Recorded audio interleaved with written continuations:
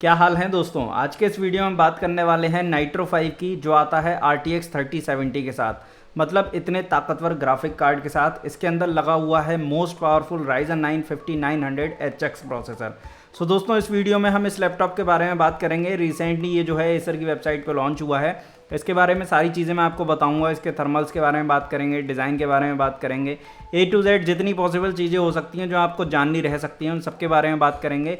आपको इस वीडियो से आपका डिसीजन बनाने में बहुत हेल्प मिलेगी। दोस्तों, मैं अपनी बेस्ट एनालिसिस आपसे शेयर करूँगा। सो अगर आप इंटरेस्टेड हैं इस वीडियो में तो इस वीडियो को लास्ट तक देखिए। नमस्कार, मेरा नाम है अरुण। आप देख रहे हैं technical drops, learn something technical which is important for you.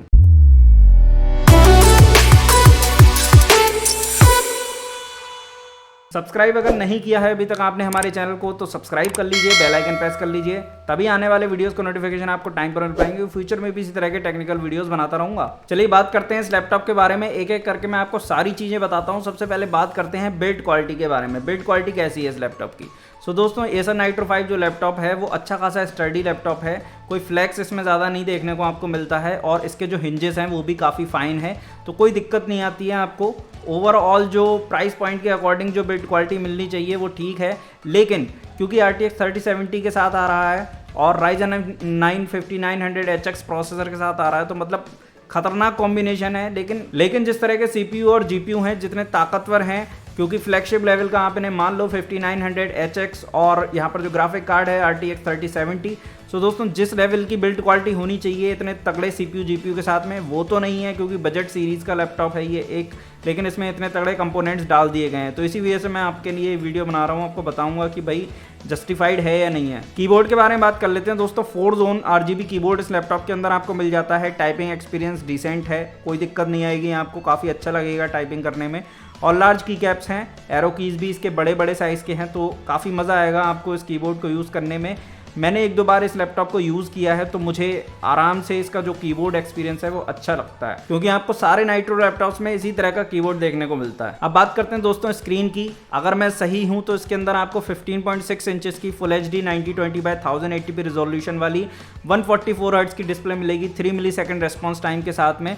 और इसके अंदर जो कलर गैमेट होना चाहिए वो 72% NTSC वाला कलर गैमेट होना चाहिए मेरे अकॉर्डिंग। यहाँ आपको अगर यही डिस्प्ले मिलती है तो 100% sRGB वाला डिस्प्ले मिल जाएगा। 300 निट्स की इसकी ब्राइटनेस है। सो दोस्तों, यहाँ मैं आपको बात बताऊँ, इन लोगों ने RTX 3060 वाला एक वेरिएंट लॉन्च किया, नाइट्रो वाला ही RTX 3060 के साथ Ryzen 5 5600H प्रोसेसर लगाया। उस वाले वेरिएंट में तो इन्होंने 72% NTSC वाला डिस्प्ले नहीं दिया है, वहाँ तो इन्होंने 45% NTSC वाला डिस्प्ले दिया। और 90,000 में इन्होंने जो i5 वाला नाइट्रो लॉन्च किया, i5 के साथ में RTX 3060, तो उसके साथ में इन्होंने 72% NTSC वाला डिस्प्ले दिया। तो यही चीज़ें कन्फ्यूज़न की वजह बन रही है कि i5 के साथ तो इन्होंने 72% NTSC वाला डिस्प्ले दे दिया, लेकिन वो 5600H के साथ नहीं दिया है।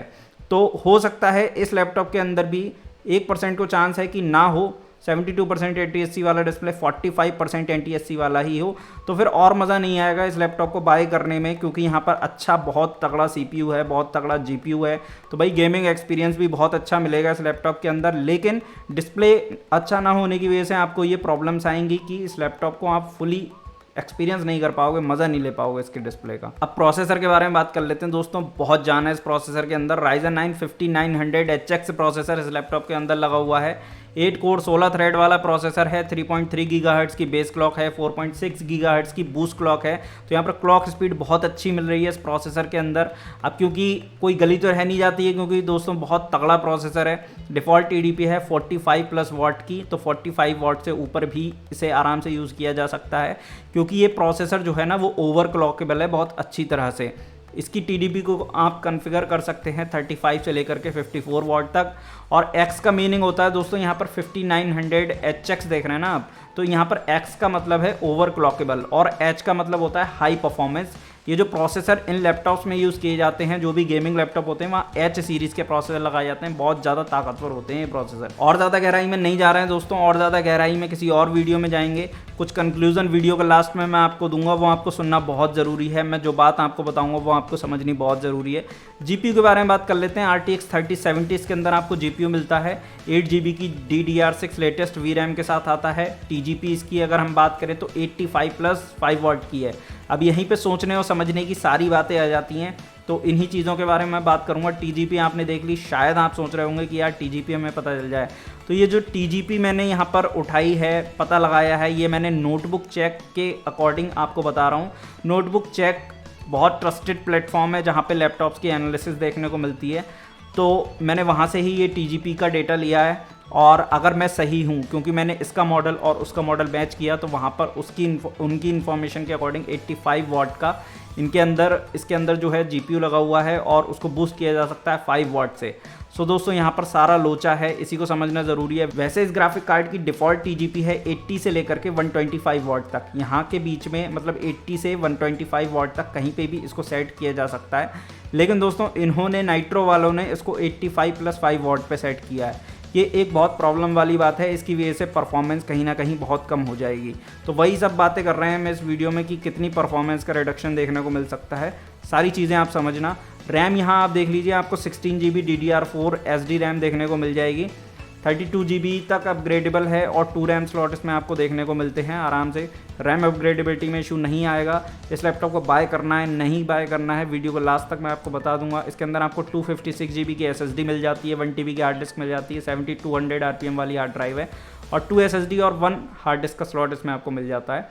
तो ये कमाल की बात है। बैटरी की भी बात कर लेते हैं, बहुत ज़रूरी फैक्टर है। 57.5 वाट आवर की इसके अंदर बैटरी मिलती है, 3 से 4 घंटे का बैटरी बैकअप दे देगा नॉर्मल यूज़ पे। बहुत लाइट यूज़ करेंगे तब आपको इतना बैटरी बैकअप मिल पाएगा। अडेप्टर्स के अंदर 180 वाट का है। कंपोनेंट्स बहुत ज़्यादा पावरफुल हैं, इसलिए पावर हॉगिंग कंपोनेंट्स हैं इसके अंदर। थर्मल्स की बात कर लेते हैं दोस्तों, बहुत अच्छे थर्मल्स। मैं इस लैपटॉप को नहीं बोलूँगा, और मैंने एग्जैक्टली इसे टेस्ट भी नहीं किया है, तो मैं एग्जैक्ट इसके थर्मल्स के बारे में नहीं बता सकता, लेकिन एक्सपीरियंस से बता सकता हूँ कि इसके थर्मल्स अच्छे नहीं होंगे।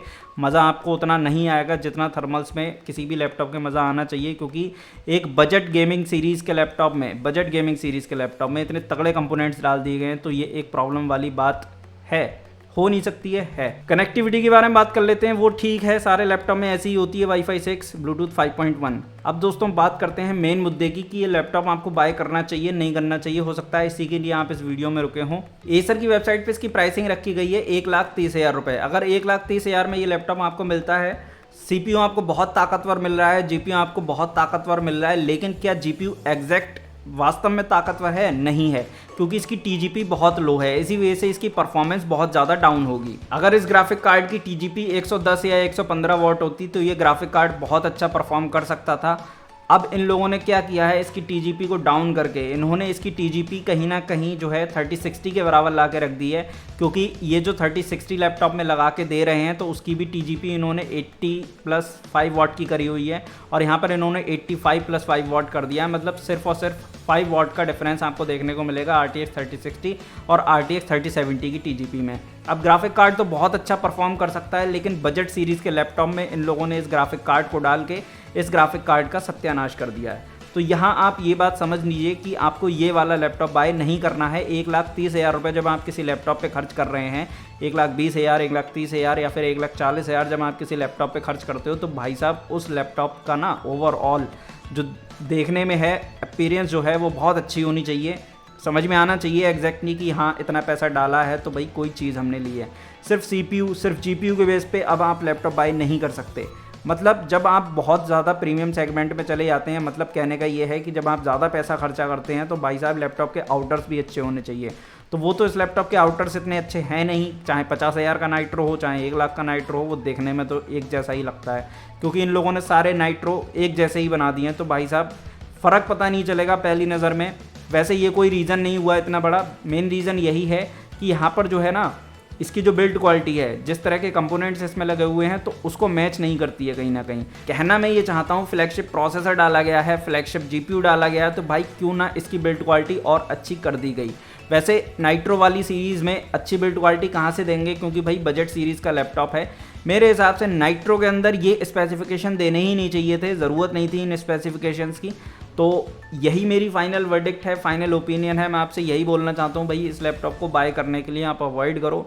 आप कोई भी अच्छा लैपटॉप देखो, जैसे कि प्रीडेटर सीरीज़ की तरफ जाओ, इस लैपटॉप के पीछे मत जाओ, क्योंकि भाई दोस्तों बिल्ड क्वालिटी आपको वही एवरेज सी मिल रही है और जो कंपोनेंट्स हैं वो हैवी हैं, लेकिन वो कहीं ना कहीं भाई इसका थर्मल सिस्टम या जो भी चीज़ें हैं वो इन कंपोनेंट्स को नहीं संभाल सकते, और इस लैपटॉप की जो फिजिकल अपीयरेंस है वो भी इस बजट के हिसाब से फिर ठीक नहीं रहेगी। सो दोस्तों इतना था इस वीडियो के लिए। मेरे हिसाब से मैंने जो भी चीज़ें आपको सजेस्ट करी हैं आपको अच्छे से समझ में आ गई होंगी। अगर आपके अब भी कोई क्वेश्चन है, आप कुछ बताना चाहते हैं, कुछ कहना चाहते हो, नीचे कमेंट बॉक्स में मुझे ज़रूर बताइएगा।